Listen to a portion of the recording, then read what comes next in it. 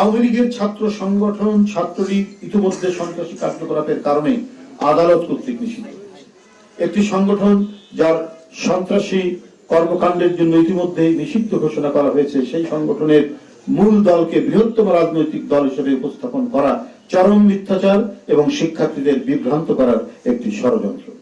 আমরা সংশ্লিষ্ট মহলকে আহ্বান জানাই, দ্রুত পাঠ্য বই সংশোধন করে কমলমতি শিক্ষার্থীদের সামনে ইতিহাসের নিরপেক্ষ ও সঠিক তথ্য তুলে ধরতে। মনে রাখতে হবে, গত 16 বছরের ত্যাগ সংগ্রামের সকল শ্রেণী পেশার মানুষ রক্ত দিয়েছেন এমন একটি বাংলাদেশ গড়তে, যেখানে সত্য ও ন্যায় প্রতিষ্ঠিত হবে এবং ষড়যন্ত্র ও অপপ্রচার পরাজিত হবে।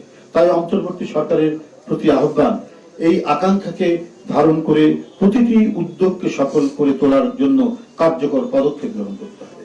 অবিলম্বে জাতীয় শিক্ষাক্রম ও পাঠ্যপুস্তক বোর্ডের এনসিটিভির ভেতরে বাইরে সহ সকল পর্যায় থেকে ফ্যাসিবাদের দোষকদের চিহ্নিত করে তাদের বিরুদ্ধে কঠোর আইনানুগ ব্যবস্থা গ্রহণ করতে হবে।